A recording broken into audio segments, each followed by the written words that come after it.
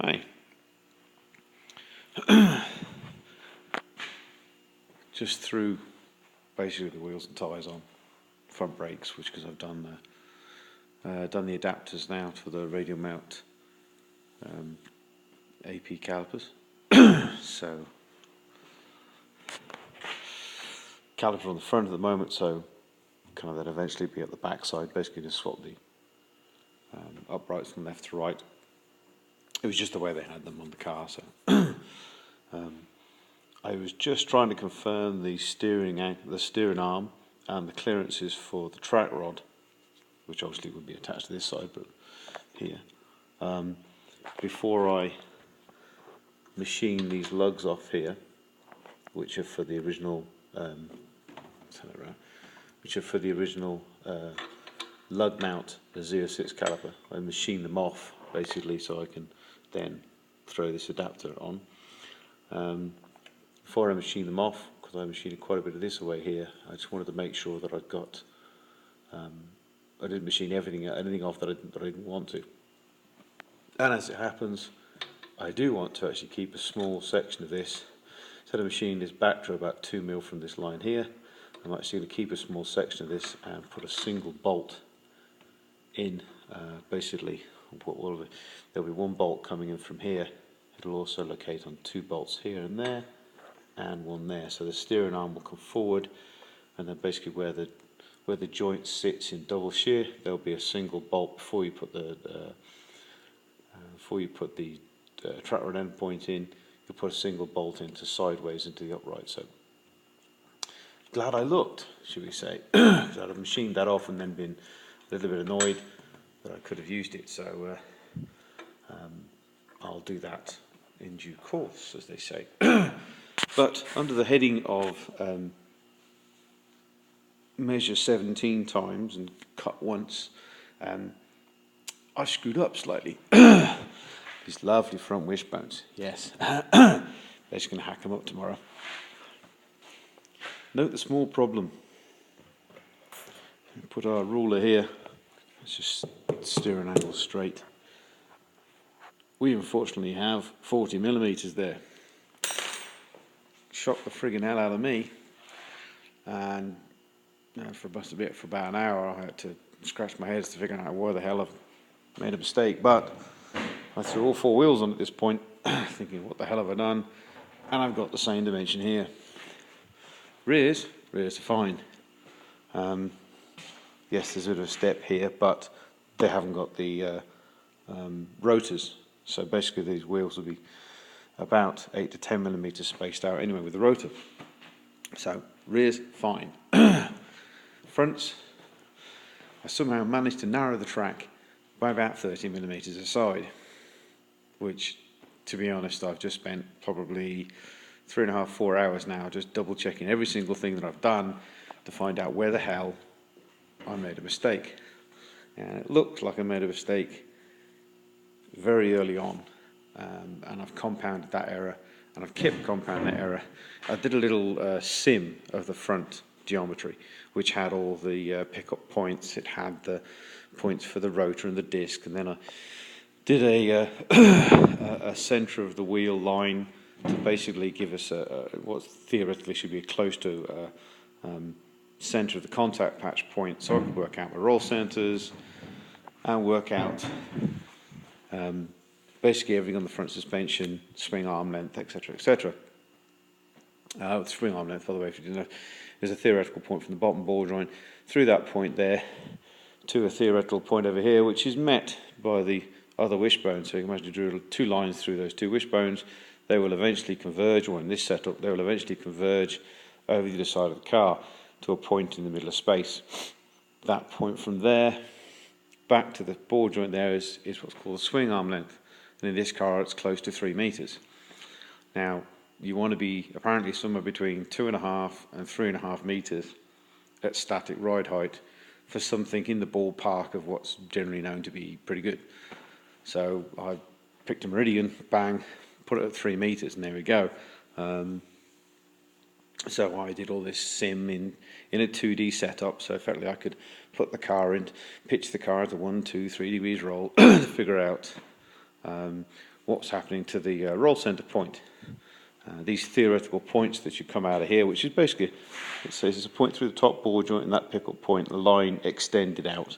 And because obviously the bottom wishbone is kind of horizontal, top wishbone is leaning down, where that point comes to over here, if you take that point then and come back to the, through the center of the car and basically to what the contact patch point of the center of the contact patch on the floor, where that returning line comes through, where it returns through the vertical plane of the car, from that point there to the floor is your roll center. And obviously if you do both sets of lines, so those two wishbones converge over here, those two wishbones converge over here, those two then lines then come back to the opposed contact patches, that roll center point can actually come up and down and will technically go left and right. Mine doesn't go very far now, it moves about that much in total. And height, it doesn't move hardly at all. But anyway, 2D sim done, blah, blah, blah, really happy. Made a slight mistake. I put the center line of the bloody wheel the wrong place. So all the suspension geometry, perfect. Center of the bloody wheel, wrong place. So basically I've made an error, which it's going to annoy the crap out of me. So I've just basically got to go back through the sim. I've remeasured everything, and I was right to my CAD drawing, but unfortunately wrong to reality, because I even measured the damn wheels just to make sure that these cheap Chinese Z06 wheels were correct, but they are. It's perfect size. So unfortunately, I had to bite the bullet and come up with an added width, basically, to the wishbone length. So basically I'm going to have to extend both wishbones, which basically means redoing all of the front wishbones. It's not that hard a job. I can pretty much sacrifice the bottom wishbone length to remake the top ones. I can bend those in the jig to make the top, so I can sort of cut them up to make those, and then just basically cut some more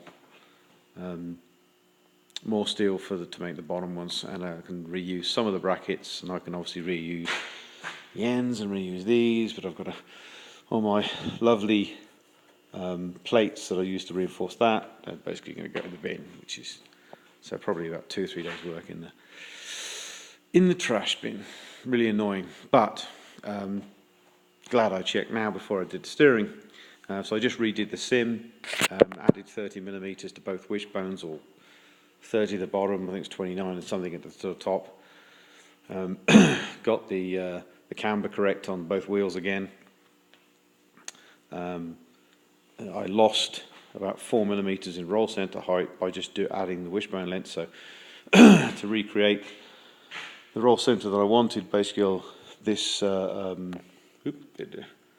adapter here, I've just added 2mm, so basically raise up this ball joint, raise up this joint 2mm. By doing that on both sides, it raises the roll center back to where it was before, which is about 45mm off the floor. So redone the sim, that's fine.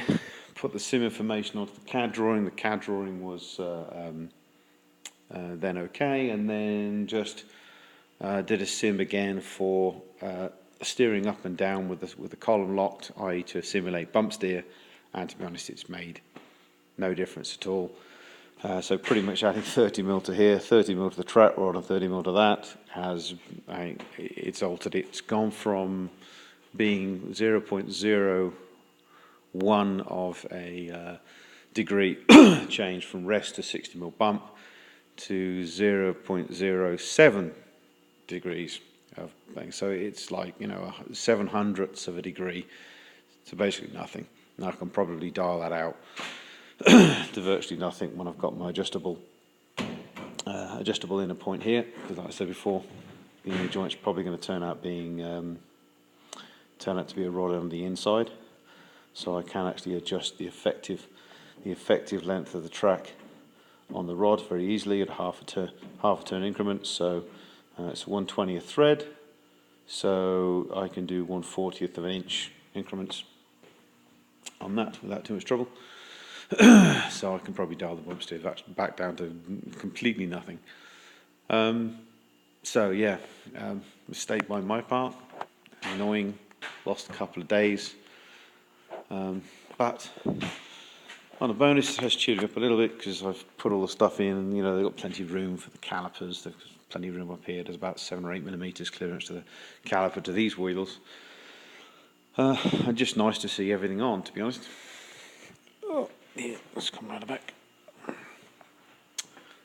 All in, I haven't used any suspension. Basically, I've just set the car at right height, so 140mm here and 115mm across the front axle, which works out about at 100, 105 at the front splitter.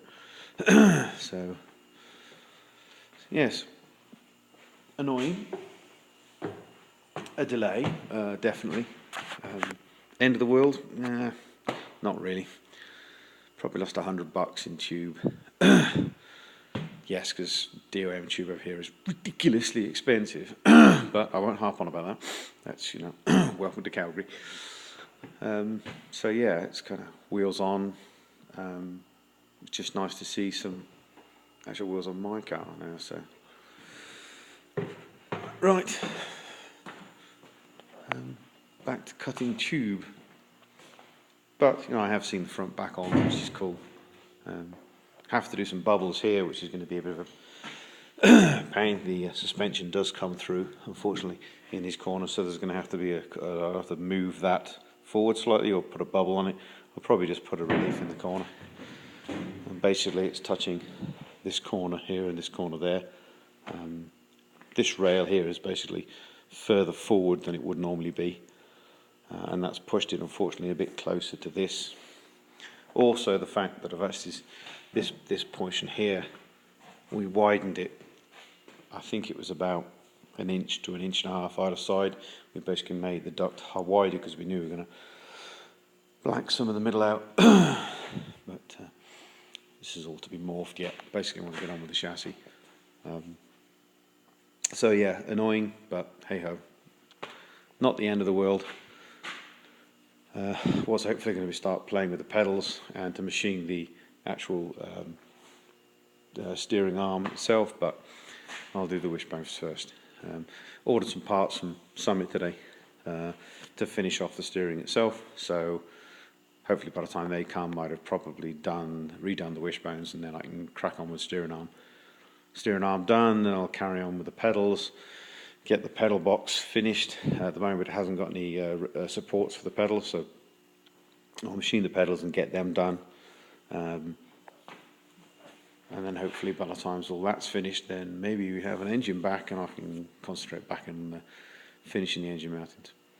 Anyway, 13 minutes, God, yeah, bored the pants off it. Right, okay, I shall speak to you all soon.